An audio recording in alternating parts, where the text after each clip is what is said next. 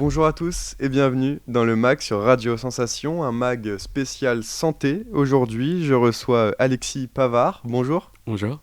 Alors, vous êtes chargé de communication de l'Association française des polyarthritiques et des rhumatismes inflammatoires chroniques. Alors, première question, on parle de quelle maladie exactement? Alors effectivement, on parle de maladies. Quand on dit Association française des polyarthritiques, on aura tendance à se focaliser sur la polyarthrite, sauf que nous, on est sur toutes les maladies qui sont des rhumatismes inflammatoires chroniques. Donc ce sont des maladies qui touchent les articulations, qui sont auto-immunes et ou auto-inflammatoires, et qui évoluent par poussée. Donc c'est-à-dire qu'il y a des moments où les malades vont plus ou moins bien aller, et d'autres moments où ça va être très difficile pour eux, où un drap va leur faire mal sur eux, enfin ce genre de choses. Alors concrètement, sur les articulations, ça nous fait mal, Ou- on ressent des douleurs, quels sont les symptômes? Alors concrètement, pour la polyarthrite par exemple, il va y avoir des déformations au niveau des articulations, et une grosse inflammation, ça va gonfler, et du coup ils vont avoir du mal à ne serait-ce que bouger un bras, ou ne serait-ce que se mouvoir, ou voilà. On parle donc de maladies chroniques, elles ont des conséquences au quotidien. Mm. Oui, totalement.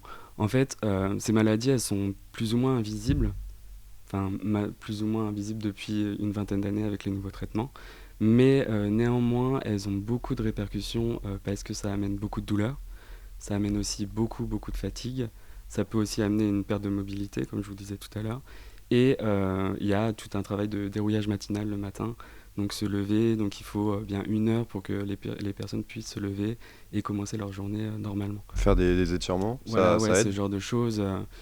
Il y a plein de petites choses à faire. On a plein de documentation là-dessus d'ailleurs. Pourquoi il était nécessaire de créer une association sur ces maladies? Alors en fait, l'association de base, elle était sur la polyarthrite rhumatoïde. C'est 3 femmes qui étaient atteintes de polyarthrite qui ont fait le constat que les patients étaient isolés, que les patients étaient mal informés, et que du coup elles avaient besoin de parler entre elles, elles avaient besoin d'en savoir plus, et donc l'association a un rôle hyper important là-dedans pour justement donner plus d'informations et pour les accompagner au fait au quotidien. Alors justement, vous visez plusieurs objectifs. Informer d'abord, donc au quotidien. Vous faites quoi sur le site internet? Vous envoyez des lettres? Comment est-ce que ça marche? Alors informer oui, du coup c'est plusieurs actions tout au long de l'année, dont une grosse action qui est le salon de la polyarthrite qui s'est déroulé il y a un mois à peu près et qui se déroule tous les ans. Ça C'est un c'est salon un... annuel Voilà, ouais, tout qui à se fait. passe à Paris. C'est là, alors les 2 dernières années avec la Covid, c'était du coup en virtuel, mais c'est à Paris, mais aussi partout en France, vu qu'on a plein de relais en France un peu partout. On en reparlera. Voilà. Donc concrètement, il y a donc ce salon, mais il y a aussi plusieurs sites d'information, donc sur plein de thèmes différents, et aussi une revue qu'on sort tous les trimestres pour nos adhérents. Pareil, une revue avec des interviews de rhumato, avec des témoignages, avec plein de choses comme ça sur l'actualité de la maladie et de l'association. Et on est présent sur tous les réseaux sociaux.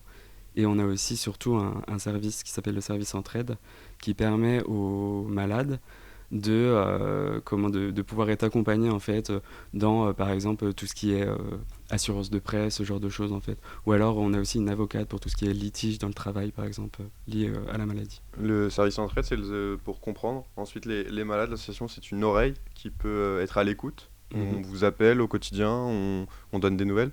Oui, ça je dirais même que c'est notre, notre Action objectif principale. principal, c'est vraiment de répondre aux questionnements des gens.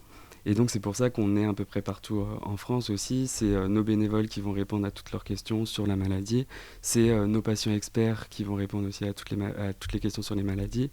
C'est notre assistant social qui va répondre à toutes les questions sociales, donc sur le travail, sur l'immobilier ou je ne sais. Voilà. Alors, partagez les expériences ensuite que vous récoltez. Vous siégez dans divers groupes de travail et d'expertise. L'association, dans quel groupe est-elle impliquée? Alors, du coup, nous, en premier lieu, on a une grande expertise en fait avec les patients, vu qu'on a beaucoup de membres, on a 30 000 membres. On envoie des enquêtes, souvent, assez régulièrement. Et donc, ces enquêtes-là vont nous permettre ensuite de prouver des choses sur différents thèmes. Si vous estimez qu'à 30 000, vous avez quand même un panel assez Voilà. large pour être Oui, représentatif. oui, oui, tout à fait. Il y a 300 000 personnes qui sont atteintes de polyarthrite en France et 1 million de personnes qui ont un RIC. Donc on estime qu'à 30 000, on a quand même un panel qui est assez représentatif. Et donc ça nous permet de mieux connaître notre public et de pouvoir par la suite en parler sur des grands congrès. Et en parallèle de ça, on fait partie d'effectivement beaucoup de groupes de travail, de la Haute Autorité de Santé ou de l'ANSM par exemple. Voilà. Et donc, vous financez également la recherche. Aujourd'hui, où en est-elle? Est-ce qu'on sait s'il y a encore beaucoup à découvrir sur ces maladies?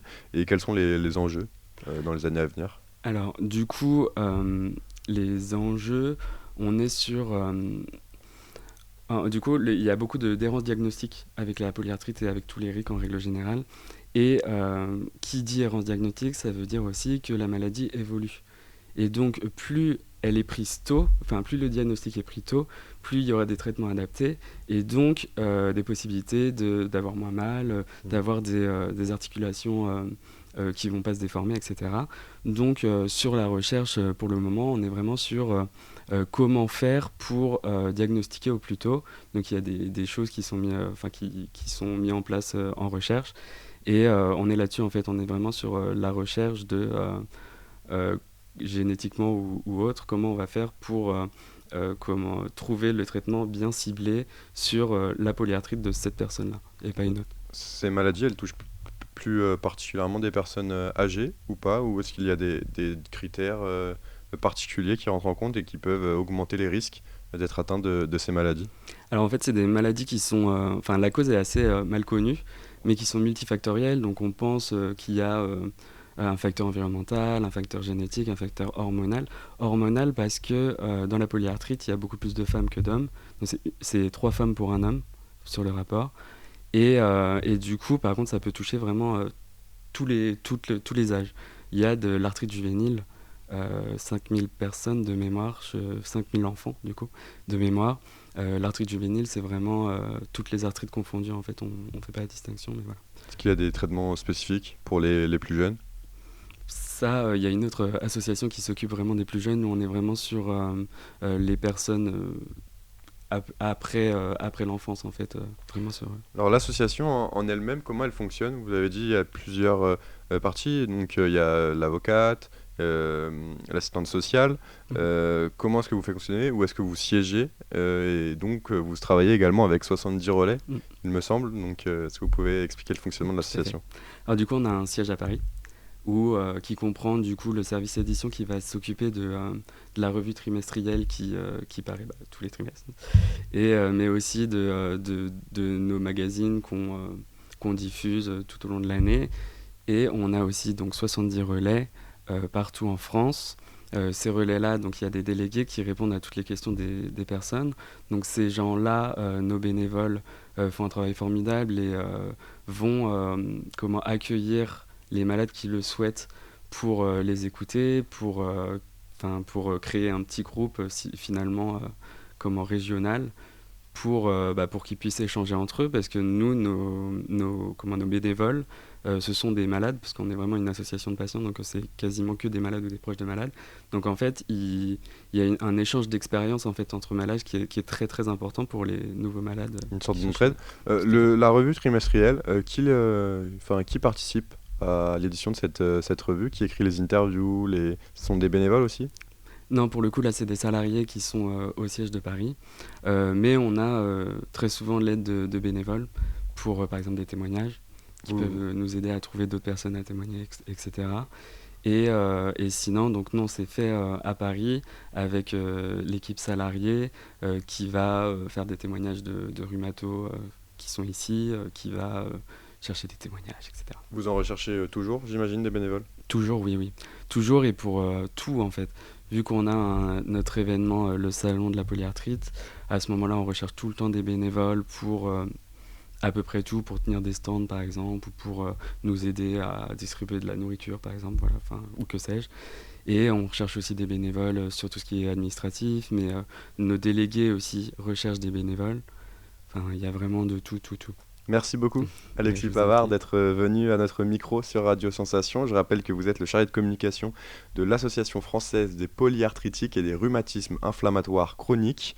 Pour plus d'informations, vous pouvez vous rendre sur le site polyarthrite.org.